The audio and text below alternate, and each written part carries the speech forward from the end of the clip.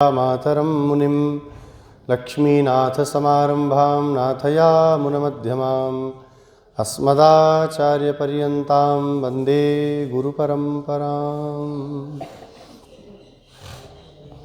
यो नित्यमच्युतपदाम्बुजयुग्मरुक्मव्यामोहतस्तदितराणि तृणाय मेने अस्मद्गुरोर्भगवतोऽस्य दयैकसिन्धो रामानुजस्य चरणौ शरणं प्रपद्ये। कासाये विमले दधानमुरसि श्रीयज्ञसूत्रं सितं भाले श्रीसहितोर्ध्वपुण्ड्रतिलकं हस्ते त्रिदण्डं वरं वेदान्तद्वयसारबोधनचरणं स्वाचार्यभक्तं यतिं वन्दे वैष्णववृन्दभूषणमहं श्रीदेवनारायणं वाधूलवंशकलसाम्बुधिपूर्णचन्द्रं श्रीश्रीनिवासगुरुवर्यपदाब्जभृङ्गं श्रीवाससूरितनयं विनयोज्वलन्तं श्रीरङ्गदेशिकमहं शरणं प्रपद्ये। यो ब्रह्माणं विदधाति पूर्वं यो वै वेदांश प्रणोति तस्मै तगुंहदेवमात्मबुद्धिप्रकाशं मुमुक्षुर्वै शरणमहं प्रपद्ये। कालिन्दी पुण्यतीरे मुनिजनविभवं दिव्यवृन्दावनाख्ये भक्ताभीष्टप्रदन्तं रघुकुलतिलकं सानुजं शार्ङ्गपाणिं राधाकृष्णाख्यतत्त्वं श्रितजनशरणं भ्राजमानं शुभाङ्गं सीताचित्ताभिरामं भवभयहरणं सन्ततं भावयामि। गोदाविभूषणसुरम्यवराभिधानं वृन्दावनावनिनिधिं करुणैकतानम् अर्चावतारनिखिलेष्वपि यत्प्रधानम् तद्रङ्गदेशिकधनं शरणं सराणि। श्रीस्तनाभरणं तेजः श्रीरङ्गेशयमाश्रये चिन्तामणिमिवोद्भान्तम् उत्सङ्गेऽनन्तभोगिनः देवस्य महिषीं दिव्याम् आदौ गोदामुपास्महे यन्मौलिमालिकां प्रीत्या स्वीकरोति स्वयं प्रभु। वाञ्छाकल्पतरुभ्यश्च कृपा सिन्धुभ्य एव च पतितानां पावनेभ्यो वैष्णवेभ्यो नमो नमः। श्रीवैष्णवेभ्यो नमो नमः। श्री गोदारंगमन्नार भगवान की, श्री भाष्यकार रामानुज स्वामी जी महाराज की। श्रीमन्नारायण नारायण नारायण श्रीमन्नारायण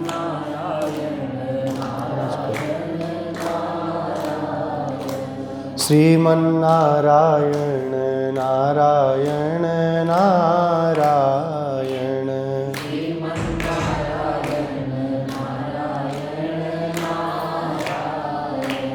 गोदा नारायण नारायण नारायण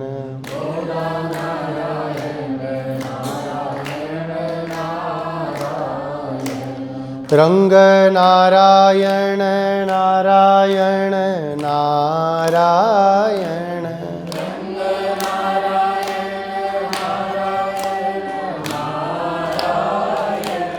वेंकट नारायण नारायण नारायण, वेंकट नारायण नारायण नारायण, वरद नारायण नारायण नारायण,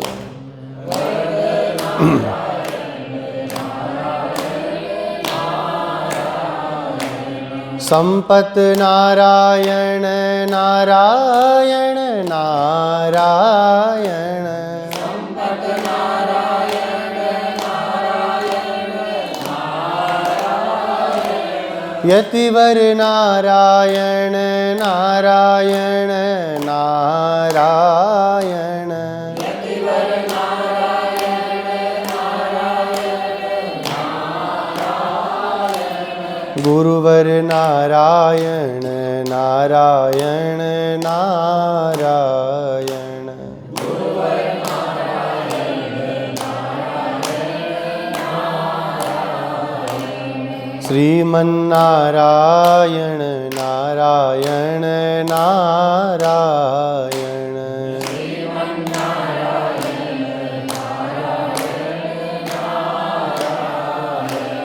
श्रीमन्नारायण नारायण नारायण, श्रीमन्नारायण नारायण नारायण, श्रीमन्नारायण नारायण नारायण, भजमन्नारायण नारायण नारायण,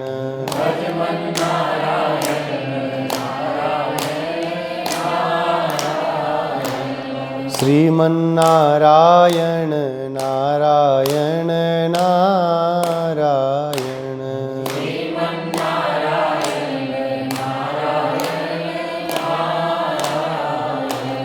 श्री गोदारंग मन्नार भगवान की, श्री राजाधिराज श्री रघुनाथ जी महाराज की, श्री राधा गोविंद भगवान की, श्री लक्ष्मीकांत भगवान की, श्री वृंदावन बिहारी लाल की, श्री वृंदावन धाम की, श्री यमुना महारानी की, श्री गिरिराज महाराज की, तिरुप्पावै दिव्य प्रबंध की, श्री भाष्यकार रामानु स्वामी जी महाराज की, समस्त पूर्वाचार्यों की, समस्त आलवारों की, श्री रंगदेशिक स्वामी जी महाराज की, श्री स्वामी जी महाराज की, समस्त श्री वैष्णव भागवत संगोष्ठी की, श्री हनुमान जी महाराज की, श्री गौ माता की, सत्य सनातन वैदिक धर्म की,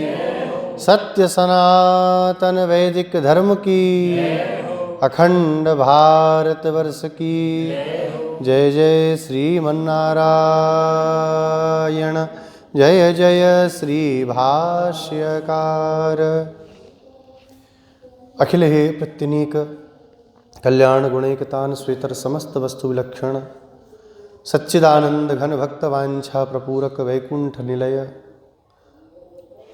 मुक्त नित्यैक भोग श्री वृंदावन विपिन संचारी गोदाधव भगवान श्री गोदारंग मन्नार कृपा समुद्र आदि शेषावतार श्री भाष्यकार कृपा मात्र प्रसन्नाचार्य श्री रामानु स्वामी जी महाराज, परम पूज्य श्री स्वामी जी महाराज, समुपस्थित समस्त श्री वैष्णव भागवत वृंद, अयोध्या से हम सब के मध्य में पधारे हुए परम पूज्य श्री माधवाचार्य स्वामी जी महाराज, अम्मा जी के द्वारा प्रसादित तिरुप्पावे की 16वीं गाथा का अनुसंधान करने आज हम लोग यहाँ समुपस्थित हुए हैं।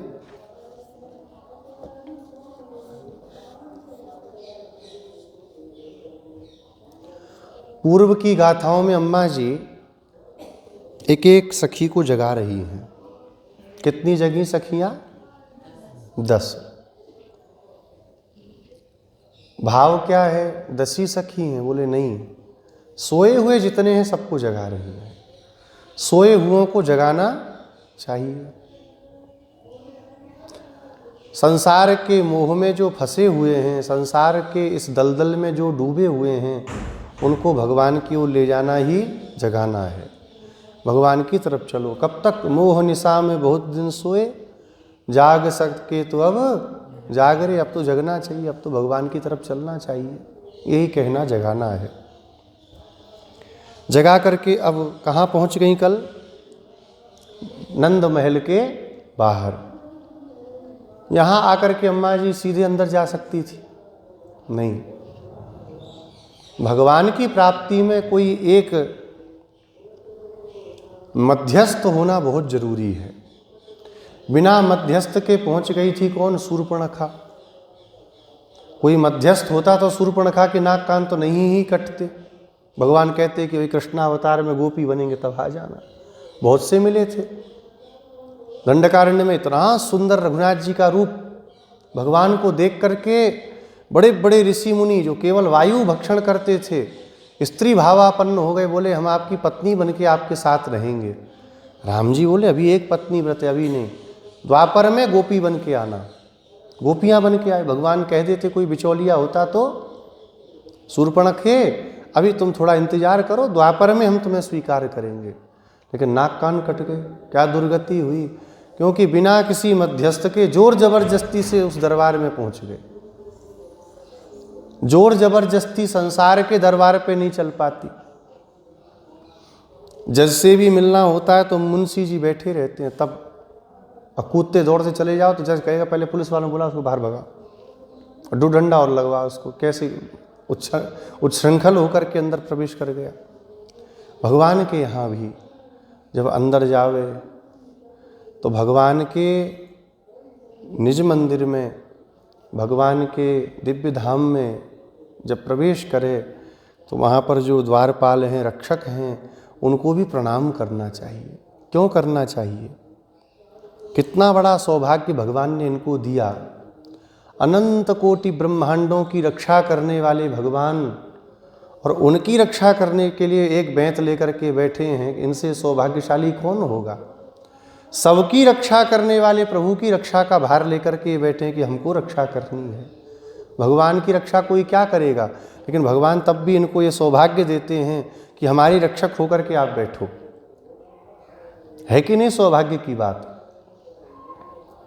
मेलकोटे में रामानुज स्वामी जी की सन्निधि में एक स्वामी जी हैं, अर्चक हैं, आप लोग नाम भी सुने होंगे, श्री रामप्रिय स्वामी जी। हम लोग एक बार गए तो उनसे निवेदन किया, स्वामी जी मेलकोटे का थोड़ा क्या महात्म्य है, आप अपने श्रीमुख से सुनाइए। तो पूरे मंदिर का सब कुछ सुनाया स्वामी ने, कैसे भगवान विराजमान हुए, क्या हुआ। उसके बाद रामानुज स्वामी जी के जो वहाँ पर स्वरूप विराजमान हैं, श्री विग्रह, उनको दक्षिण में क्या कहा जाता है? पेशुन रामानुजन, बोलने वाले रामानुज स्वामी जी। वो बोलते हैं। भक्तों ने कहा स्वामी जी से कि अगर आप श्रीरंग धाम चले जाओगे तो हम भी छोड़ के चले, हमें कोई नहीं, हमें ज़रूरत है इनकी। स्वामी जी बोले भाई हमारे पुत्र हैं संपत कुमार, तिरुनारायण का हमने एक दिन आराधन किया। तिरुनारायण भगवान की सबसे बड़ी महिमा क्या है कि जब वो प्रकट हुए तो रामानुज स्वामी जी स्वयं एक दिन का संपूर्ण आराधन उनका अपने हाथ से किए। बोले हमारे अभीष्ट हैं, हमारे सर्वस्व हैं। तो बोले आप हमारे सर्वस्व हैं, हम आपको नहीं छोड़ सकते। तो बोले ठीक है, मेरा एक रूप बनाओ। 100 बार विग्रह बन के स्वामी जी के सामने लाने को तैयारी की गई। 100 बार वो बिगड़ जाता था। कभी हाथ टेढ़ा हो जाए, कभी मुखमंडल बिगड़ जाए, कभी कुछ हो जाए। बोले विग्रह बनता ही नहीं। स्वामी जी बोले कोई बात नहीं। स्वयं स्वामी जी हाथ जोड़ करके त्रिदंड को धारण करके विराजमान हो गए और तब वह विग्रह बना। उस विग्रह को अपने हृदय से आलिंगन करके स्वामी जी ने अपनी श्वास के द्वारा उस विग्रह में प्रतिष्ठा की। वो स्वयं रामानुज स्वामी जी का स्वरूप है। स्वामी जी बोले अब ये आपके साथ रहेंगे। बोले हमको तो बोलने वाले चाहिए, ऐसे थोड़ी चाहिए, विग्रह नहीं चाहिए, हमें बोलने वाले चाहिए। बोले ये बोलेंगे। तो कहा कैसे बोलेंगे? तो स्वामी जी सबके सामने, सभी वैष्णवों के सामने बोले रामानुज कहाँ हैं? पूछे रामानुज कहाँ हैं? तो विग्रह से आवाज आई अड़ियन रामानुज यहाँ है। आज भी जो स्वामी जी का मंदिर है वो वही स्थान है जहाँ रामानुज स्वामी जी मेलकोट में कुटिया बना करके रहते थे। स्वामी जी की जो पर्णकुटी थी वही मंदिर के रूप में, रामानुज स्वामी जी सन्निधि के रूप में दर्शन है। बोलने वाले रामानुज स्वामी जी महाराज, वो भक्तों से बात करते हैं, भगवान भी बात करते हैं, लेकिन बात कब करते हैं? जब हम बात करेंगे। पिछली साल ब्रह्मोत्सव में स्वामी जी को ध्यान नहीं होगा, दास को ध्यान है, स्वामी जी एक बहुत बढ़िया बात कहे भगवान का स्वभाव होता है बच्चों की तरह। बड़े लोग कहीं जाते हैं तो बच्चे भले ही उनसे पहचान के हों, लेकिन शर्मा के पीछे दुपक जाते हैं और फिर बार बार झांक के देखते हैं हमसे बोल रहा है कि नहीं बोल रहा। और बात करो तो खूब बात करेंगे, ऐसे करो तो वो भी ऐसे करते हैं। भगवान का स्वभाव, पिछली बार स्वामी जी बोल रहे थे, बच्चों की तरह होता है। ऐसे ही अर्चारूप भगवान से हम बात करेंगे तो भगवान क्यों बात नहीं करेंगे? जरूर बात करेंगे। भगवान बात करेंगे। अर्चावतार भगवान नृत्य भी करेंगे। अर्चावतार भगवान साथ में घूमने के लिए भी जाएंगे। श्रीनाथ जी, कई फोटो आप सब देखते होंगे, कितना सुंदर सुंदर आजकल लोग बनाते हैं। भगवान के साथ में श्रीनाथ जी, श्री वल्लभाचार्य जी के साथ में श्रीनाथ जी प्रेम से एकदम चिपक करके सो रहे हैं बच्चों के समान। भगवान भाव से प्राप्त होते हैं, सब करते हैं। जैसे कृष्णावतार में किया ऐसा ही अभी भी करते हैं, लेकिन एक बिचौलिए की आवश्यकता होती ही है। बिना बिचौलिए के कुछ भी होता नहीं है। एक कोई होना चाहिए उनको समझाने वाला। शूर्पणखा के प्रसंग में कोई होता समझाने वाला तो भगवान कभी नाराज न होते, कह देते ठीक है बाद में आ जाना। जहाँ जहाँ बीच में कोई आया, भगवान की स्थिति कैसी हुई? भगवान एकदम शांत हो गए। जयंत के प्रसंग में क्या हुआ? वध के योग्य है, लेकिन सीता जी बीच में आ गई कि नहीं आ गई? छोड़िए महाराज, गलती हो गई बच्चे से, क्या करेंगे? आप जाने दीजिए। यहाँ साक्षात आचार्य बिचौलिया बन करके बैठे हैं। आचार्य बैठे हैं तो किस बात की चिंता करनी, फिर अपने लिए क्या सोचना।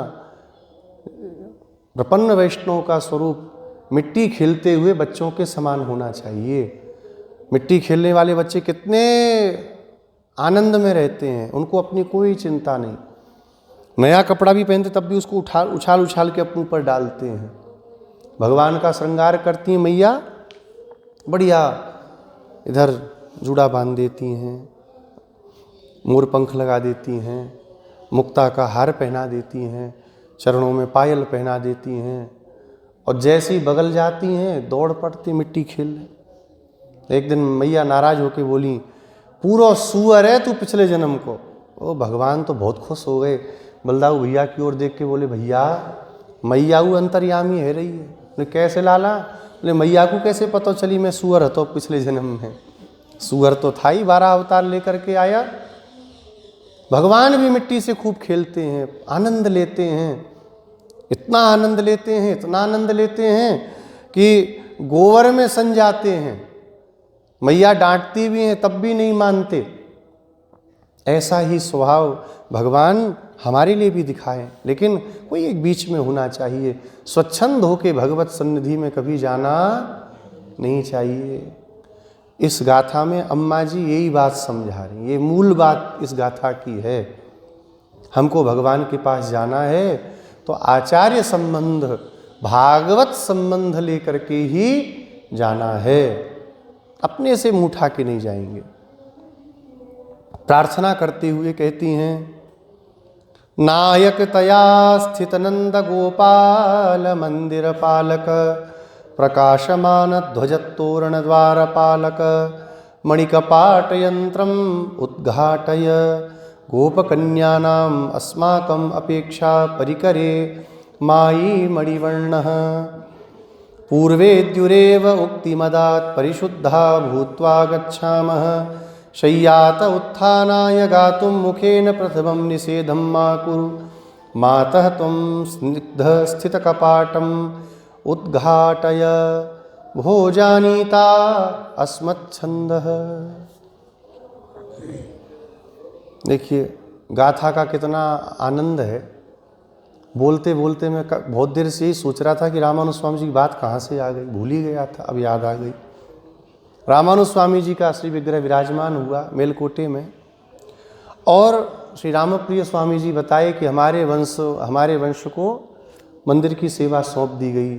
कहा इनकी रक्षा आपको करते अब रहना है। भगवान तिरुनारायण संपत कुमार, इनकी सेवा करके, इनकी रक्षा करके आपको रहना है। तो रामप्रिय स्वामी जी बड़े भावुक हैं, उनके नेत्र भर आए, रोते हुए बोले जो संसार की रक्षा कर रहे हैं, हम उनकी रक्षा क्या करेंगे, हमारी क्या वो है कि हम उनकी रक्षा कर सकें। लेकिन ये सौभाग्य श्री रामानुज स्वामी जी हम लोगों के वंश में दिए कि इनकी रक्षा करके हमको अपने को रक्षक मान के इनके साथ रहना है। भगवान की रक्षा करने का सौभाग्य जिसे मिले उसके जैसा कौन होगा। इसलिए मंदिरों में आवें तो जो कर्मचारी वगैरह रहते हैं उनसे झगड़ा नहीं करना चाहिए, उनको अपशब्द नहीं बोलना चाहिए, उनको भी प्रणाम करे। रामानुज स्वामी जी गद्यत्रय में कहते हैं ना, उत्थाय पुनः पुनः प्रणम्य, बार बार लेट करके प्रणाम करे, भगवान के द्वारपालों को सबको प्रणाम करके मंदिर में प्रवेश करे। जय विजय खड़ी रहते, निज मंदिर में जाएं तो क्या करते हैं कई लोग, निज मंदिर में जाते हैं सीधे मुंह उठाए चले जाएंगे, नहीं, अंदर प्रवेश करे तो बगल से होकर के जाए तो पहले जय विजय हैं उनको प्रणाम करे, आज्ञा ले कि भगवान का दर्शन करना। वो नित्य पार्षद हैं भगवान के, वो कृपा करेंगे तब भगवान का दर्शन होगा।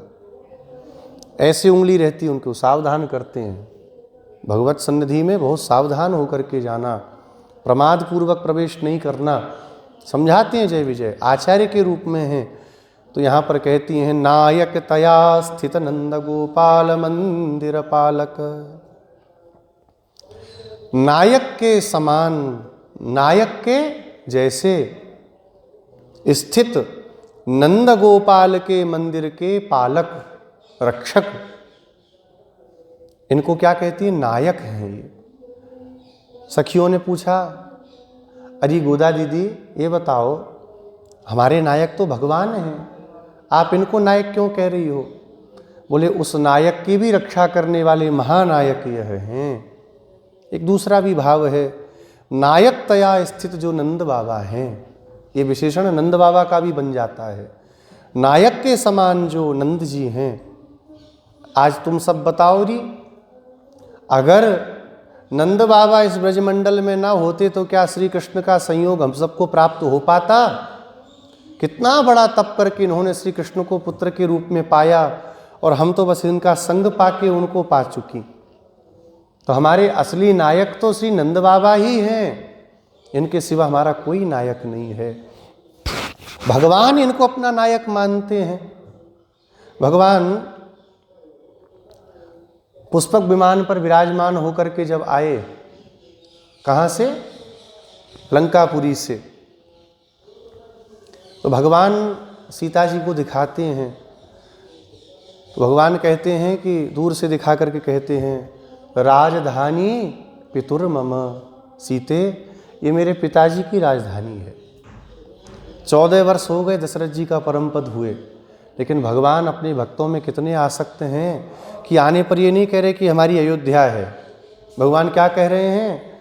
अरे सीते वो देखो, हाँ ऐसा सा दृश्यते, ये जो दिख रही है ये राजधानी पितुर मम, ये मेरे पिताजी की राजधानी है।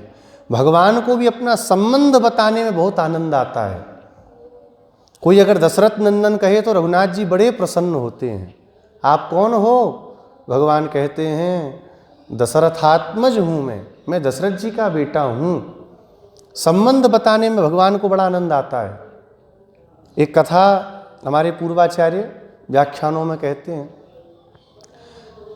भगवान बलभद्र जी से कितना प्रेम करते हैं कि कहीं चोरी वोरी करने जाएं तो हैं तो बदमाश, तो सब पूरे ब्रज में इनको बदमाश मानते हैं। तो कहीं अगर खट्ट कुट होते पता चले तो गोपियाँ पूछती हैं, कस्तम, कौन हो तुम? भगवान बड़े सीधे बन के कहते हैं, बलानुजः, अरे हम बलदाऊ जी के छोटे भैया हैं।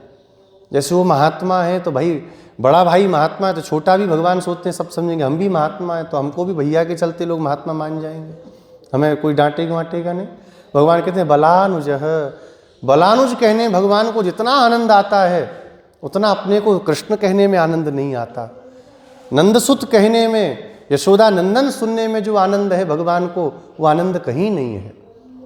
अक्रूर जी जब आए गोकुल में भगवान को ले जाने के लिए, तो भगवान से एक निवेदन करते हैं, प्रभु एक बात हमको आपको बतानी बड़ी गोपनीय है।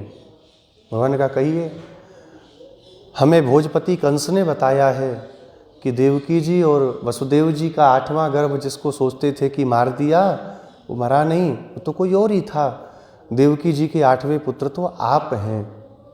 आपकी असली माता देवकी जी और श्री वसुदेव जी हैं। ये यशोदा जी, नंद जी आपके, जैसे का भगवान मुख पे उंगली रख देते हैं, बस ये हमारे माता पिता हैं और सदा रहेंगे। इन्होंने जन्म नहीं दिया तो क्या हुआ? जन्म देने वाली माँ से बढ़कर के माँ यशोदा ने मुझे दुलार किया है, मुझे प्रेम किया है। गोपियाँ भी मनाती हैं भगवान को, क्या कहती हैं कि हम जानते हैं न खलु गोपिका नंदनो भवान अखिल देहि नाम अंतरात्मदृक। गोपियाँ भी कहती हैं न खलु गोपिका नंदनो भवान, आप गोपिका नंदन हैं। यशोदा जी के अंदर कितनी करुणा है और आप ऐसे कठोर हो रहे हैं। अरे माँ का गुण कुछ तो अंदर लाओ अपने, भगवान से कहती हैं। कई भाव हैं। एक भाव ये भी, हम जान गए कि यशोदा जी के लाला नहीं हो तो भगवान बुरा मानेंगे कि मेरी माँ का संबंध मुझसे दूर कर रही हैं, तो तुम गोपिका नंदन नहीं हो सकते। इतनी कठोर मैया हमारी आह सुने तो दौड़ करके अपना भवरंग, अपना काम छोड़ के हमारे पास आती हैं। यहाँ रो रही हैं, तब से आपको कोई फर्क ही नहीं पड़ता। हम समझ गई न खलु गोपिका नंदनो भवान, आप गोपिका नंदन नहीं हो सकते। भगवान को ये संबंध अच्छा लगता है।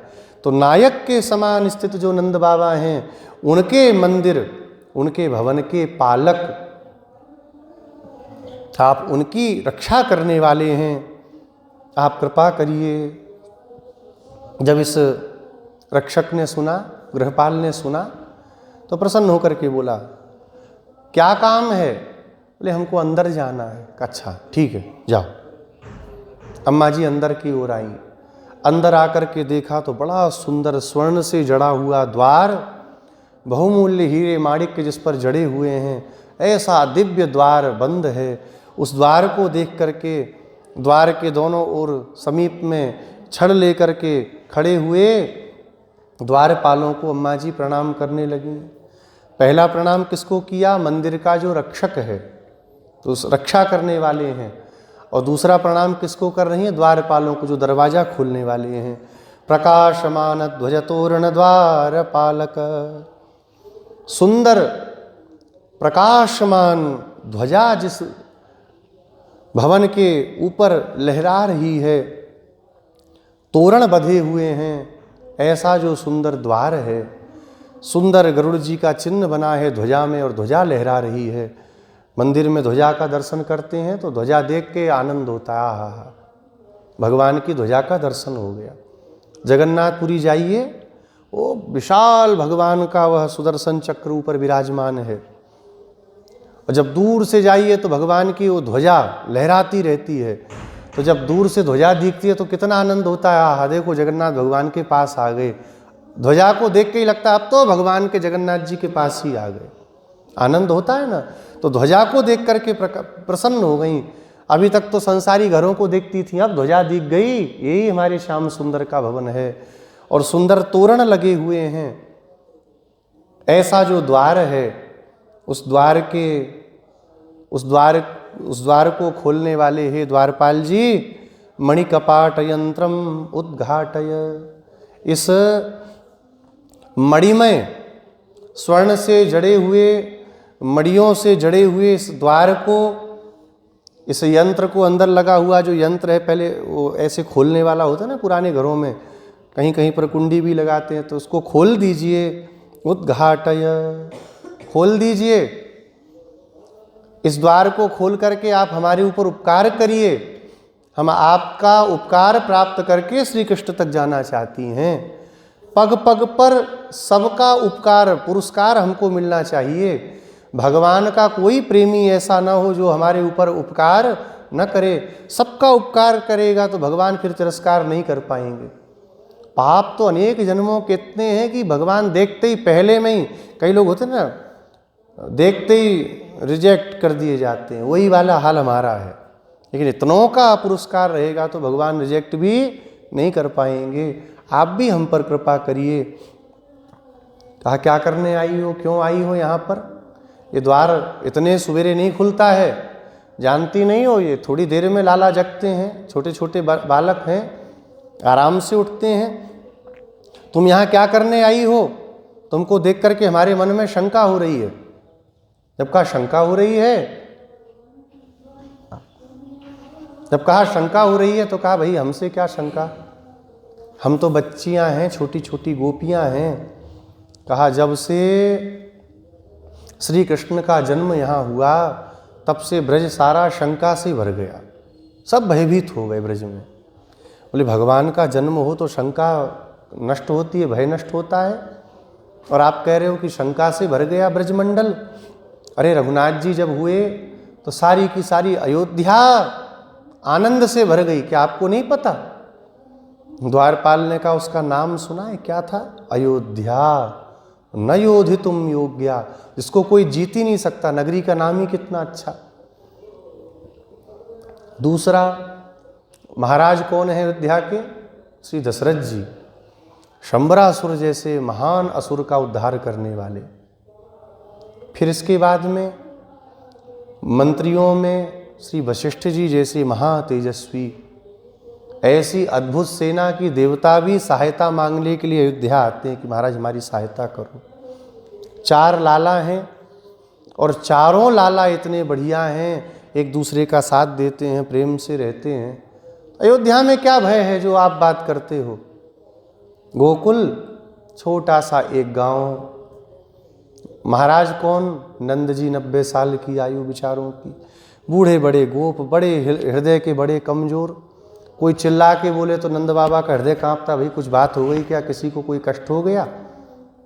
यशोदा मैया भोली भाली, ग्वाल बाल बेचारे वो डंडा लेकर के चलते तो हैं, लेकिन अगर डंडा गलती से छू भी जाए किसी को तो पश्चाताप करते हैं कि हाय हाय डंडा लग गया। और 2 लाला दोनों महाउत्पाती, पूरे ब्रज की नाक में दर्द कर रखा है, चने चबा रखे हैं सबको। तो यहाँ तो पग पग में भय है। जब से जन्म हुआ एक छोटे से कीड़े से भी ब्रजवासी डरते हैं कि कहीं कृष्ण भगवान श्री कृष्ण का कोई अमंगल ना कर दे आकर के। बोले तो स्त्रियों से कौन सा भय होता है, हम तो स्त्री हैं। कहा तुम स्त्री हो, पूतना भी तो स्त्री थी कि नहीं थी? पूतना आई थी कि नहीं आई? और सुंदर वेश बना करके आई थी, कितना बढ़िया, ऐसा मेकअप किया कि सुखदेव जी 2 श्लोकों में उसके मेकअप का वर्णन करते हैं भागवत में। ऐसा बढ़िया सुंदर पीतांबर पहना, गले में कंठा पहना, हाथों में चूड़ियां पहनी, एक हाथ में कमल का पुष्प लिया और नचाती हुई मुस्कुराती वहां तक चल करके आई। इसलिए हमको भय है। बोले तो बड़ी उम्र की थी, हम तो छोटी छोटी हैं। तो वत्सासुर भी छोटा ही बन के आया था, और जो जितना छोटा रहता उससे उतना ही डर है हमको, इसलिए हम यहाँ पर तुमको नहीं आने देंगे। कहा वो सब तो बाहरी थे। अंतिम में अम्मा जी कहती हैं वो सब तो बाहरी थे, हम तो आपके ही हैं। अरे जैसे आप गोप हो हम भी तो गोपियां हैं। अच्छा तो क्या चाहिए तुमको? तो कहती हैं माही मणिवर्ण पूर्वे द्युरेव उक्ति मदात परिकरे उक्ति मदात। ये जो महामाई हैं, महामाई माने विचित्र आश्चर्यमयी शक्ति के जो स्वामी हैं श्री कृष्ण। जब पहली बजी है ना, 5:30 तक है, आराम से बैठिए, कोई घबराने की बात नहीं। हमारे राजीव गुरुचंद स्वामी जी बताएंगे। स्वामी जी 5:30 पे सवारी उठेगी ना? वो पहली है। हाँ, अम्मा जी यही सुन करके यहाँ बोली कि शंख बजता रहता है, तो गोपी बोली वो तो दिन भर बजता है, क्या करें बजता है। हमारे रंगनाथ भगवान क्या काली बजती रहती दिन भर, कोई बात नहीं। 5:30 पे ही सवारी उठेगी तब चलेंगे। कहाँ था ये? हाँ, महामाई। महामाई हैं, अत्यंत आश्चर्यमय माया शक्ति से श्री कृष्ण युक्त हैं। और कैसे हैं? मणिवर्ण, मणि के समान दिव्य स्वरूप वाले हैं, मणि के समान स्वच्छ वर्ण वाले हैं। ऐसे जो श्री कृष्ण हैं, अत्यंत आश्चर्यमय शक्ति से युक्त, सुंदर मणि के समान, श्याम मणि ही हैं भगवान श्री कृष्ण, नीलमणि के समान। इन्होंने पहले एक दिन हमको एक उक्ति अदात, एक बात कही थी, तुम सब प्रातःकाल उठ करके परिशुद्ध होकर के मेरे घर तक आ जाना और फिर मुझे जगा लेना, तो तुमको जो कुछ परिकर चाहिए वो मैं तुमको प्रदान करूंगा, तुम्हारे पुरुषार्थ को दूंगा। यहाँ उस पुरुषार्थ को लेने के लिए उनकी बात को मान करके हम आई हैं। रामो दुर्नाविभासते, भगवान राम कभी असत्य नहीं बोलते, ऐसे ही यह भी कभी झूठ नहीं बोलते। इन्होंने भी हमसे कहा था कि आकर के और हमसे अपना परिकर मांग लेना, इसलिए यहाँ पर आई हैं। ये ना कहे होते तो भला हम कैसे आ पाती? क्या आज के पहले कभी आई? द्वारपाल ने कहा अच्छा, क्या शुद्ध होके आई हो? सुबह सुबह तुम सब इतने भोर में चली आ रही हो, तो क्या शुद्ध होकर के आई हो कि बस जब नींद खुली बस संभाले कपड़े चले आए? बोले नहीं, शुद्ध नहीं, परिशुद्धा भूत्वा। शुद्ध होना तो छोटी बात है द्वारपाल जी, हम परिशुद्ध होकर के आई हैं। परिशुद्ध कब होते हैं? बोले जब अंदर से शुद्ध होते हैं। अंदर काम क्रोध लोभ ईर्ष्या द्वेष भरा हो, बाहर खूब बढ़िया गंगा में कूद कूद के नहा लो, क्या शुद्धि आएगी? एक दृष्टांत देते हैं ना, एक बोतल में, एक बोतल के अंदर कुछ गंदी वस्तु को डाल दें, मदिरा आदि, और ढक्कन लगा करके गंगा जी में फेंक दें, उसे पवित्र हो जाएगा? वो नहीं होगा। अंतःकरण पवित्र होना चाहिए। अंतःकरण की पवित्रता से पवित्रता होती है। उनका रैदास जी का वो क्या है दोहा? हाँ, दोहा नहीं, पंक्ति है ना, मन चंगा तो हाँ कठौती में गंगा। मन पवित्र है तो गंगा जी सब जगह प्राप्त हैं। मन की पवित्रता होनी चाहिए। हम लोग जितने भी साधन करते हैं, वेदांत शास्त्र में बताया गया, शम दम नियम संयम जो कुछ भी बताया गया, इन सब के अभ्यास का एकमात्र फल है मन की शुद्धि। मंत्र का जप करते हैं, व्रतादि करते हैं, जो कुछ भी हम क्रियाएं, उत्तम क्रियाएं कर रहे हैं, उन सब का एकमात्र फल है हमारे मन की शुद्धि हो जाना। अब हम कितने पवित्र हैं ये हम अपने से विचार कर सकते हैं। दूसरे को किसी को कुछ बताने की जरूरत ही नहीं है। कई लोग कहते भगवान कृपा करेंगे कि नहीं, हमारा सब ठीक चल रहा है कि नहीं। बाबा लोग क्या बताएं सही चल रहा है कि नहीं, खुद से पूछो। किसी को देख करके मन में उद्वेग तो नहीं आ रहा, किसी वैष्णव को भागवत को देख करके मन में ईर्ष्या द्वेष तो नहीं आ रहा, किसी की संपत्ति को देख करके अंदर अंदर जल तो नहीं रहे। अगर सबको देख करके प्रसन्नता होती है, भगवान के भक्तों को देख करके मन प्रसन्न होता है, तो समझिए भगवान की कृपा है, काम अच्छा चल रहा है। मन की पवित्रता पर सब कुछ निर्भर है। तो परिशुद्धा भूत्वा आगच्छामः, अत्यंत परिशुद्ध हो करके। अत्यंत परिशुद्ध होना क्या हुआ? बोले मन भी शुद्ध कर लिया है, और शुद्ध मन के द्वारा श्री कृष्ण के श्री चरणों का चिंतन करते हुए हम यहाँ पर आई हैं, तो मन और पवित्र हो गया। मन में सांसारिक द्वेष ना होना तो पवित्र है, और अत्यंत पवित्र होना क्या हो गया? भगवान का चिंतन होना, भगवान की दिव्य लीलाओं का, भगवान के नामों का, भगवान के गुणों का चिंतन करना। यानी नामानि गौणानि विख्यातानि, भीष्म जी कहते हैं जो भगवान के गौण नाम है, गौण माने गुण से आए हुए, एक एक गुणों से आए हुए जो नाम हैं। तो जब एक एक नाम का हम लोग सहस्त्र नाम में उच्चारण करते हैं, कई लोग प्रश्न करते हैं। पद्म पुराण में देखिए विष्णु सहस्त्र नाम भी 2 जगह पर है। विष्णु सहस्त्र नाम कितने हैं? 2। एक तो महाभारत वाला है जिसका सब लोग पाठ करते हैं, सब जानते हैं उसके बारे में। एक पद्म पुराण में भी विष्णु सहस्त्र नाम है। महादेव जी ने पार्वती जी को उपदेश किया, तब पार्वती जी उनसे पूछती महाराज ये तो बहुत बड़ा है। यहाँ बड़ा तो है, तो एक बात बताइए, केनोपायेन लघुना विष्णुर्नाम सहस्रकम पठ्यते पंडितेर नित्यम श्रोतुम इच्छाम्यहम प्रभो। पंडित लोग इसको संक्षिप्त में कैसे करते हैं वह आप मुझे बताइए। तब ये पद्म पुराण का ही श्लोक है। महादेव जी कहते हैं, श्री राम राम रामेति रमे रामे मनोरमे सहस्रनाम तत्तुल्यम राम नाम वरानने। श्री राम राम रामेति रमे रामे मनोरमे सहस्रनाम तत्तुल्यम राम नाम वरानने। हे वरानने, सहस्र नाम के तुल्य भगवान का श्री राम नाम है। तो फिर प्रश्न करते हैं कि फिर एक बार ही राम राम कर लेते, श्री राम राम रामेति 3 बार बोलें तो बराबर हो जाता है। ठीक है, तो यही कर लेते हैं। फिर सहस्र नाम क्यों पढ़ना?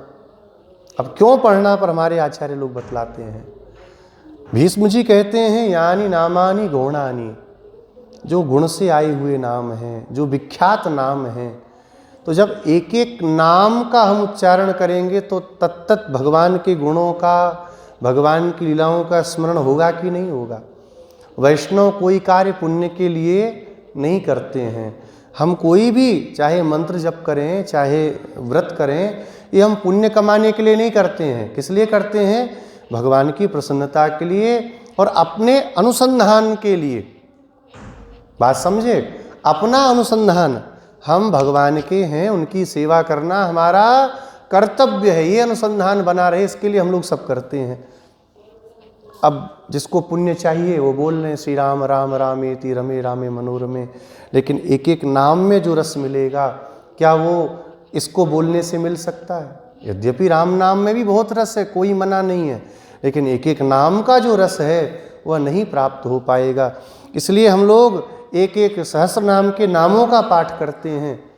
हमारे रंग मंदिर स्वामी जी बोलते हैं, पूरा पाठ नहीं कर पाइए कोई बात नहीं, थोड़ा करिए पर प्रेम से करिए। कई लोग क्या करते हैं, भगवान भी टेंशन में आ जाते हैं, भगवान के तो हजारों कान हैं, एकदम लगा के सुनते हैं कि बोल क्या रहा है, और सुनाई क्या पड़ता है, भगवान भाई मत करे तो इससे अच्छा। ये आई आई आई आई करके पाठ नहीं करना चाहिए। कई लोग करते हैं, उंगली रख लेंगे। एक जने तो हम लोग गए थे तो मुझसे बोले, बहुत पहले की बात है, मेरे पूज्य स्वामी जी की कथा थी जयपुर में गोविंद देव भगवान के मंदिर में। तो स्वामी जी मेरे को बोले चलो वाल्मीकि रामायण है, पाठ करना वहाँ पर।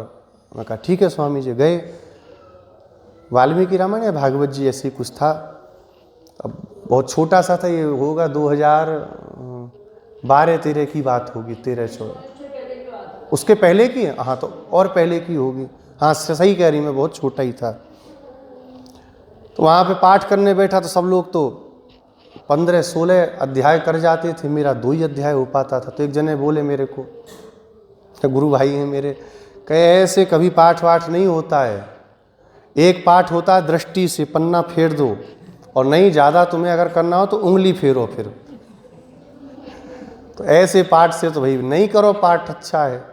हमारे रंग मंदिर स्वामी जी बोलते हैं, देखो भगवान को प्रेम से सुनाओ, 4 श्लोक सुनाइए, लेकिन प्रेम से उनको सुनाइए, उसका अर्थानुसंधान करते हुए। जब वो श्लोक बोले तो भगवान भी प्रेम से सुने, देखो कितना अच्छा बोल रहा है। तो हम सब परिशुद्ध होकर के आई हैं, आनंद भगवान के श्री नामों का स्मरण करने से हम सब परिशुद्ध हो चुकी हैं। मन तो पवित्र है, उस पवित्र मन में भगवान के नामों को प्रतिष्ठित कर लिया है। सहस्र नाम के एक नाम का अनुसंधान करने से कितना चित्त की पवित्रता होती है। तो हम सब ऐसी होकर के यहाँ पर आई हैं। शय्यात उत्थानाय, उनको शैया से उठाने के लिए आई हैं। बोले उठाया थोड़ी जाता है, वो अपने से उठेंगे। बोले नहीं उठाया जाता, ये तो हमने जाना नहीं, हमारी गुरु परंपरा ने तो हमें सिखाया है कि भगवान को उठाना चाहिए। बोले कहाँ की गुरु परंपरा है? बोले विश्वामित्र जी की गुरु परंपरा है हमारी। हमारे गुरुजी खुद जगाते हैं, कौशल्या सुप्रजा राम पूर्वा संध्या प्रवर्तते उत्तिष्ठ नरशार्दूल कर्तव्यम दैवमान्हिकम। हमारे आचार्य जगाते हैं, भगवान को उठाने आई हैं। अच्छा, क्यों उठाने आई हो? उठ जाए तब आना। बोले बात सही है, लेकिन जब उठाएंगी तो उठने के समय जो भगवान की उठते समय की जो झांकी है उसका भी दर्शन हमको हो जाएगा। वो कैसे अपने नेत्रों को खोलेंगे, कैसे जम्हाई लेंगे, कैसे आँखों को मीडेंगे, कैसे भगवान अपने शरीर का विस्तार करेंगे, ये सब जगने के बाद कहाँ दिखाई पड़ेगा? ये तो सोने के बाद जब जगेंगे तब। इसलिए मंगला का दर्शन वैष्णव लोग बहुत करते हैं। श्रीनाथ जी में तो मंगला के दर्शन की विशेष व्यवस्था है। वैष्णव लोग विशेष दर्शन करने वहाँ जाते हैं मंगला का। और देखिए वैष्णवों के बीच में, मंगला के बीच में भी लोग अपनी अपनी बुद्धि लगाते हैं। क्या कहते हैं? जिसने की मंगला वो ना हो कंगला। इसमें भी अपना स्वार्थ संसारियों को दिखता है। मंगला करोगे तो कंगले नहीं होगे। मंगला क्यों करनी? जब भगवान सो के उठेंगे तो कोई भी श्रृंगार नहीं होगा। मंगला के समय कुछ श्रृंगार नहीं होता। और अभी ठंडी का समय है तो पूरा पूरा रजाई से कैसे दुबके रहेंगे, केवल श्रीमुख बाहर दिखेगा। कितना सुंदर सो के जगते का दर्शन होगा। तो इसलिए उनको उठाने जा रही हैं। और कैसे उठाओगी? हल्ला गुल्ला करोगी उठाने के लिए? बोले नहीं, सुंदर गान करके हम प्रभु को उठाएंगे। हमारे श्रीरंगम में रंगनाथ भगवान हैं। अब तो पता नहीं क्या कैसे है व्यवस्था। बहुत पहले 2019 में हम लोग गए, तब से भगवान बुलाते ही नहीं। अभी मनीष जी बैठे हैं, बताएंगे अभी होता है कि नहीं वहाँ। रात्रि में हम लोग दर्शन करने गए तो बढ़िया वीणा का वादन हो रहा था। अभी होता है कि बंद है? अच्छा, वो बढ़िया वीणा का वादन होता है। वीणा सुन के भगवान सोते हैं। अच्छा संगीत सुनिए, बढ़िया नींद आती है। अच्छा कोई संगीत चलता रहे, वो बढ़िया नींद आएगी, खूब बढ़िया गहरी नींद आएगी भगवान। और उत्थापन के समय भी बढ़िया संगीत से भगवान को उठाते हैं। तो ऐसे सुंदर गीत गा करके अब तिरुपति में जाइए, भगवान वेंकटेश को कैसे उठाते हैं। खूब सारे वहाँ पर वैष्णव आ जाते हैं, एक स्वर में भगवान के सामने श्री प्रतिवादि भयंकर श्री अण्णा स्वामी जी के द्वारा विरचित वेंकटेश सुप्रभातम का पारायण करते हैं। इतना बढ़िया पारायण होता है। पूरा का पूरा भगवान का जो मंदिर है उसका नाम है, गर्भगृह का भगवान के, उसका आनंद निलयम। वो पूरा का पूरा आनंद निलयम विमान उस दिव्य शब्द से चमत्कृत हो जाता है। इतना बढ़िया शब्द होता है। जब सारे वैष्णव एक साथ बोलते हैं तो रोम रोम खड़ा होता, लगता है कि देवता लोग आकर के भगवान वेंकटेश को जगा रहे हैं। उसमें आता है ना कि बड़े बड़े देवता आकर के आपका सुप्रभात गा रहे हैं। हे वेंकटाचल प्रति, हे वेंकटाधीश प्रभो, अब आप जग जाइए, आप उठ जाइए। मातः समस्त जगतां मधुकैटभारे वक्षो विहारिण मनोहर दिव्यमूर्ते श्री स्वामिनि श्रितजन प्रियदानशीले श्री वेंकटाचलपते। बोलिए बोलिए श्री वेंकटाचलपते। कितना आनंद आता है। तो ऐसे ही कहीं लाल जी को मैया यशोदा डांट के नहीं उठावें, उनका दिन खराब हो जाए। तो इनका दिन अच्छा करने के लिए हम आई हैं, बढ़िया गा करके सुंदर। कुछ लेके नहीं आई गाने के लिए, वाद्य चाहिए कि नहीं चाहिए। अम्मा जी कहती हैं जो आ रही है ये बाल सुकी है। कल बोली थी ना, नाराज हो गई थी वो। ये तोते की तरह ये बोलती है। ये जब बोलती है तो झंकार ऐसे ही निकलते हैं, वाद्य की जरूरत ही नहीं है।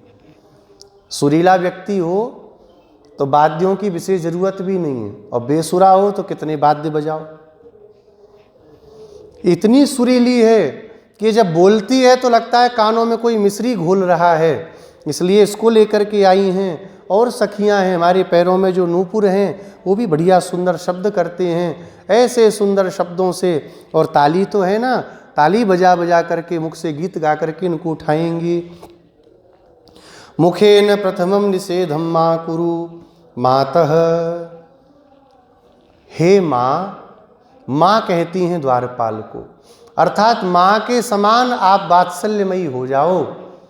जैसे माँ बच्चे को कुछ मना नहीं करती, पिता नाराज भी हो तो माँ अपनी आंचल में छुपा लेती है, ऐसे आप ये कठोरता को छोड़ दो। और आपने पहले कह दिया आ जाओ, अब हमारा निषेध मत करना कि नहीं नहीं लौट जाओ, ऐसा कटु वचन हमसे मत कहना। आप इस स्निग्ध स्थित कपाटम, बड़ा ही चिकना यह जो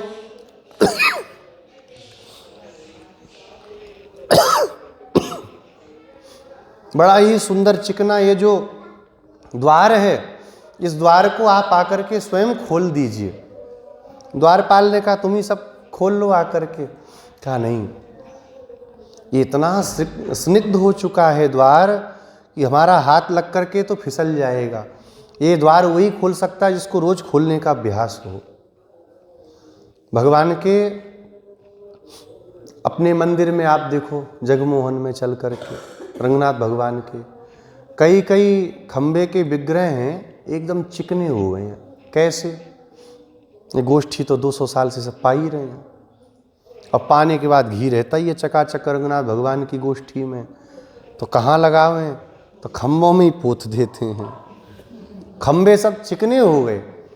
ऐसे ही ठाकुर जी क्या करते हैं, बाहर चोरी करते हैं और बढ़िया मक्खन चाटते हुए आते हैं। जैसे ही घर आता है कहते हैं अब तो मैया देखी डांट पड़ जाएगी, तो दरवाजे पे कहूँ, किसी खिड़की पे, तो किसी खम्बे पे हाथों को ही पहुँचते रहते हैं। तो इतना माखन चोरी है, कोई थोड़ी क्वांटिटी में होता है, विशाल माखन की चोरियाँ होती हैं। और इतनी बार ठाकुर जी के हाथ लग चुके हैं कि बहुत चिकने द्वार हो गए हैं। अपने लोग जाते हैं दर्शन करने 84 खंबा मंदिर में, सब खंबे देखो कैसे चिकने चिकने हो गए, घी लग लग करके। तो इसलिए इन स्निग्ध स्थित कपाटों को आप खोल दीजिए। दूसरा भाव क्या है, अगर अपने से ही हमको कुछ करना होता तो ये व्रत क्यों करती? अपने से हमें कुछ भी नहीं करना, आप ही द्वार को खोलो और हमें स्वयं खींच करके अंदर करोगी। जाओ जाओ जा करके जगाओ। आपका पुरस्कार जब प्राप्त होगा तो हम सबका कल्याण हो जाएगा। आप कृपा पूर्वक इस द्वार को खोल दीजिए। जब ऐसा कहा, द्वारपाल ने अपने द्वारों को खोल दिया। दिव्य वह मणिमय पट खुल गए। अम्मा जी अपनी सखियों के साथ प्रवेश कर गईं। अब जा कर के श्री नंद जी को, यशोदा मैया को, भगवान श्री कृष्ण को और श्री बलभद्र जी को गोदाम्बा मैया जगाएंगी कल के पासुर में। आज के पासुर का स्वापदेश करते हुए कहती हैं, आचार्यो नंद गोपाल। नंद बाबा कौन है? नायक के समान स्थित जो हैं वह आचार्य हैं। जैसे रक्षक, गृह रक्षक घर की रक्षा करते हैं, ऐसे आचार्य भगवान की रक्षा करते हैं। भगवत स्वरूप के विषय में कितनी प्रतिपत्तियां होती हैं, अप्रतिपत्तियां होती हैं। ये स्वरूप है, भगवान है कि नहीं, पहले तो यही झंझट है। कोई भगवान नहीं होता।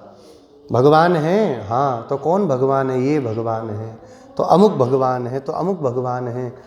इन सब वादों का खंडन करके भगवान नारायण ही एकमात्र पर देवता हैं, वही भगवान शब्द से कहने योग्य हैं। ये स्थापना कौन करता है? भगवान करते हैं क्या? आचार्य करते हैं। इसलिए आचार्य ही नंद गोपाल हैं, भगवान की भी रक्षा करने वाले। मंत्रो मंदिर पालक। मंदिर के पालक कौन है? मंत्र मंदिर के पालक हैं, रक्षक हैं। मंत्र के अंदर भगवान स्थित रहते हैं। ठीक है, अपने लोग मूल मंत्र का, कोई लोग द्वय मंत्र का, हाँ द्वादशाक्षर का, जिनकी जो परंपराएं हैं, कोई गोपाल मंत्र का जप करते हैं। ठीक है, जप करने का भाव क्या रहता है? जप करने का भाव क्या रहता है बताइए? आचार्य के द्वारा दिए गए इस मंत्र का अनुसंधान करने पर भगवान की प्रसन्नता होगी, यही तो भाव है ना। क्या विनियोग क्या करते हैं अपने लोग? भगवताचार्य कैंकर्य रूपम श्रीमदष्टाक्षर मंत्र श्रीमद् अष्टाक्षर मंत्रस्य जप अहम करिष्ये, इसका जप हम कर रहे हैं, करेंगे। अष्टाक्षर मंत्र का जप के लिए चाहे द्वय मंत्र का, चाहे अन्य संप्रदाय के जो परंपराएं हैं उनमें उस मंत्र का जप करने वाले हों, वो यही करते हैं। भगवदाचार्य कैंकर्य रूपम, हाँ, कैंकर्य मुखोल्लास प्रीत्यर्थम, एक ही संकल्प सब जगह चलता है वैष्णवों में। अब जो लोग इधर उधर का संकल्प करते हैं वो परंपरा नहीं जानते, इतना समझ जाइए। जो इस लोक उस लोक ये सब जोड़ देते हैं, कई लोग हैं, ये सब नहीं जोड़ा जाता, केवल इतना ही। भगवान आचार्य प्रसन्नता क्यों होगी? क्योंकि आचार्य ने उस मंत्र को दिया, ठीक है। हम आचार्य के द्वारा दिए गए मंत्र को जपेंगे तो आचार्य को क्या होगा कि देखो हमारी कितनी बात का यह पालन करता है कि मंत्र का जप कर रहा है। मंत्र के जपने से क्या होगा? मंत्र के देवता की प्रसन्नता होगी। तो मंत्र के द्वारा मंत्र के देवता की प्रसन्नता हो रही, क्यों? क्योंकि मंत्र के देवता उस मंत्र में विराजमान रहते हैं। मंत्र के देवता उस मंत्र में विद्यमान रहते हैं। बिना देवता की शक्ति के मंत्र का क्या असर होगा? मंत्र की शक्ति है, लेकिन मंत्र की शक्ति मंत्र के देवता से है। तत्त देवता हैं और तत्त देवताओं के अपने अपने मंत्र हैं, तो उनकी भी शक्ति उस देवता के द्वारा है। तो जब हम उस मंत्र का जप करेंगे बारंबार बारंबार, मूल मंत्र है, द्वय मंत्र है, द्वय मंत्र में जब बारंबार भगवान के युगल रूप का है ना, श्री शब्द के साथ में भगवान का नाम है, जब जप करेंगे बारंबार बारंबार बारंबार बारंबार, तो फिर क्या होगा? बोले मंत्र जो है वह आचार्य और भगवान दोनों को प्रसन्न करने वाला हो जाएगा, तो पालक हो गया। और मंदिर क्या है? बोले ज्ञान ही मंदिर है।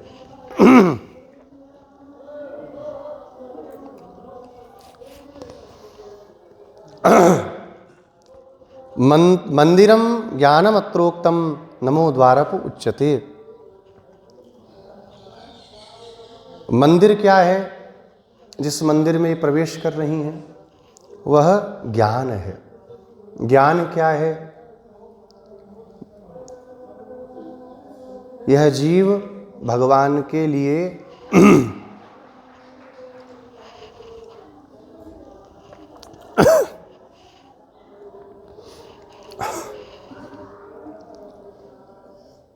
ज्ञान क्या है?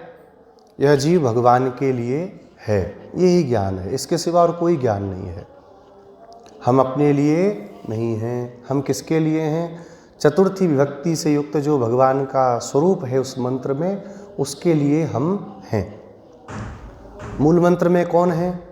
भगवान का एक नाम, दिव्य नाम। द्वय मंत्र में क्या है? भगवान का एक दिव्य नाम। हम उनके लिए ही हैं। यही ज्ञान है, इसके सिवा और कोई ज्ञान नहीं है। मैं ब्रह्म हूँ, मैं परमात्मा हूँ, ये ज्ञान थोड़ी है। ईश्वरो हम भोगी सिद्धो हम बलवान सुखी, ये ज्ञान किसी और को होता है। भगवान गीता में कह रहे हैं, वहाँ देख लीजिएगा किसको ये ज्ञान होता है।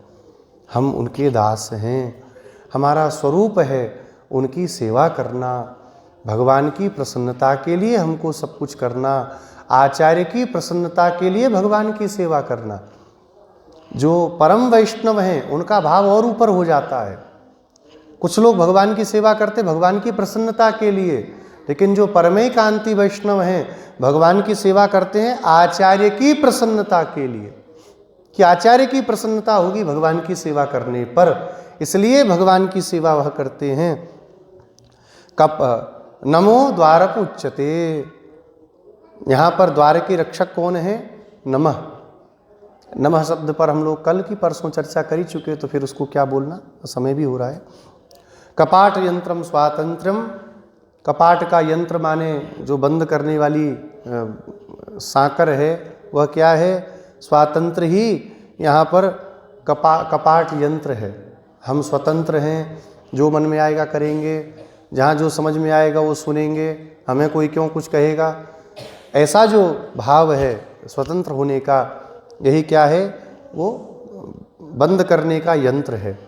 जब तक ये स्वतंत्रता रूपी यंत्र नहीं खुलेगा, द्वार भी खुलने वाले नहीं हैं। ज्ञानिनो गोप कन्यकाः, गोप कन्याएं कौन हैं? ज्ञानी ही यहाँ पर गोप कन्याएं हैं, जो अपने इस स्वातंत्र्याभिमान का त्याग करते हैं। हम परतंत्र हैं, हम परतंत्र हैं। इसलिए हमारे यहाँ बात बात पर क्या कहते हैं? दास दास दास, ताकि बार बार भले ही शुरू में उसका कोई अर्थ भाव न समझ में आए, लेकिन बार बार बोलते रहेंगे ना दास दास दास दास, तो कभी ना कभी तो ये भावना आएगी कि यार हम तो दास हैं, हम स्वामी थोड़ी हैं, हम तो सेवक हैं। तो ये ज्ञानी जो अपने स्वातंत्र्याभिमान को दास दास रूपी वैभव के द्वारा त्याग देते हैं, यही यहाँ पर गोप कन्याएं हैं। उपाय और उपेय भगवान हैं। ऐसा जो ज्ञान है वही सच्चा ज्ञान है, यही इन गोपियों को, इन ज्ञानियों को प्राप्त है। भगवान के सिवा हमारा कोई उपाय नहीं, भगवान के सिवा हमारा कोई उपेय, उपेय माने प्राप्त होने योग्य, उपेय, और उपाय माने साधन जिससे वह प्राप्त होंगे। आपको कई बार इस चर्चा को हम लोग कर चुके हैं कि मूल द्वय मंत्र के पूर्वार्ध में उपाय का चिंतन है। तो उपाय क्या है? भगवान के श्री चरण। और उत्तर वाक्य में उपेय क्या है? युगल भगवान का कैंकर्य, वही हमारे लिए प्राप्य है। इसके सिवा वैष्णव को अन्य विषयों का चिंतन नहीं करना चाहिए। जीवन में बहुत कुछ प्राप्त भी हो जाता है। देखिए, हमारे कर्म तो अभी छोड़ के गए नहीं, कर्म तो साथ चल ही रहे हैं। अच्छे भी कर्म साथ में हैं और बुरे कर्म भी साथ में हैं। जब तक शरीर का अवसान होकर के विरजा में स्नान करके इस शरीर का सांसारिक जो सूक्ष्म शरीर है उसका त्याग करके परम पद में स्थित नहीं हो जाएंगे, तब तक ये कर्म की वासना छोड़ने वाली नहीं है, ये लगी रहेगी साथ में। अच्छे कर्म क्या करेंगे? वो सुख प्रदान करेंगे। बुरे कर्म क्या करेंगे? वो दुख प्रदान करेंगे। ये ऐसा नहीं है कि वैष्णव के जीवन की ही बात है, सभी संसारियों के लिए एक सामान्य बात है। दुख आता है तो कोई पाप कर्म जागृत हुआ, जान लेना चाहिए। सुख आया तो कोई पुण्य कर्म जागृत हो गया, ये जान लेना चाहिए। वैष्णव के जीवन में भी प्राप्त होगा, लेकिन सुख आने पर भगवान को न भूलना और दुख आने पर भगवान को छोड़ करके अन्य उपाय का आश्रय न लेना। देखिए, ये बात सुनने में जितनी सरल है, जीवन में उतारना उतना ही कठिन होता है। ये बहुत कठिन बात है। हम लोग कह देते हैं भगवान उपाय हैं, जो होगा भगवान करेंगे, जैसा करेंगे ठाकुर जी करेंगे, हम सब स्वीकार करेंगे, बहुत अच्छी बात है।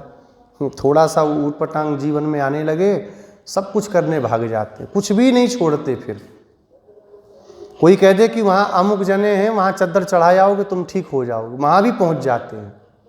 नहीं करना चाहिए, क्योंकि जब तक वह पाप नहीं कटेगा तब तक ये दुख दूर नहीं होगा, दुख की निवृत्ति नहीं होगी। एक सामान्य सी बात, छोटी सी कह के बात को पूरी करते हैं। कभी कभी कोई व्यक्ति बीमार पड़ता है, अच्छे अच्छे डॉक्टरों के पास जाता है, दिखाता है, डॉक्टर भी बढ़िया से बढ़िया जांच करके दवा देते हैं, आराम नहीं आता। गली का कोई, जिसको बोलते हैं ना झोला छाप डॉक्टर, वहाँ पहुँच गया, वो एक पुड़िया बना के दे देता है, पुड़िया खाओ 2-4 दिन में आराम आ जाएगा, 2 ही दिन में ठीक हो जाते हैं। अब विचार करो, क्या पूर्व के डॉक्टर बेवकूफ़ हैं? वो सबसे ज़्यादा बुद्धिमान है कि उसकी दवाई में कोई चमत्कार है? चमत्कार कुछ नहीं है। चमत्कार इतना है कि आपका प्रारब्ध तब ठीक होने का नहीं था, और जब उसके पास पहुँचे प्रारब्ध ठीक हो गया, अपने आप ठीक हो गए। अच्छी दवाई जाकर के बड़े बड़े एम्स आदि में लेने पर भी नहीं होता। और कभी कभी घर बैठे बैठे कोई बोलता है कि ककड़ी को ऐसे पा लेना, खीरा को ऐसे खा लेना तो सब सही हो जाएगा, उससे ठीक हो जाता है। ये प्रारब्ध है, और ये प्रारब्ध में घबरा करके उपायांतर का ग्रहण कर लेना, ये वैष्णव के स्वरूप के विरुद्ध है। उपाय और उपेय एकमात्र श्री भगवान हैं। यह जिसके हृदय में दृढ़ विश्वास है, ऐसे ज्ञान वाली है सखियां हैं, ऐसे ज्ञानी ही अपने स्वातंत्र्याभिमान का नाश करते हैं। ऐसा कह करके अब भगवान श्याम सुंदर के दिव्य प्रांगण में प्रवेश किया और वहाँ पर सुंदर शैया पर सोए हुए नंद जी को देख करके उनकी स्तुति करते हुए गोदा जी उनको जगा रही हैं। श्री गोदारंग मन्नार भगवान की। गोविंद जय जय गोपाल जय जय गोविंद। श्री राधारमण हरि गोविंद जय जय।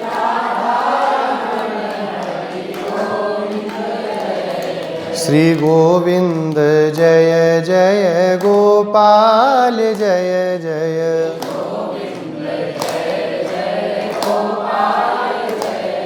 श्री राधारमण हरि गोविंद जय जय।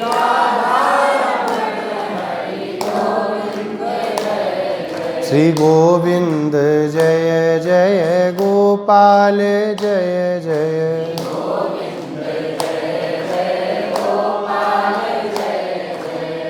श्री राधा गोविंद भगवान की।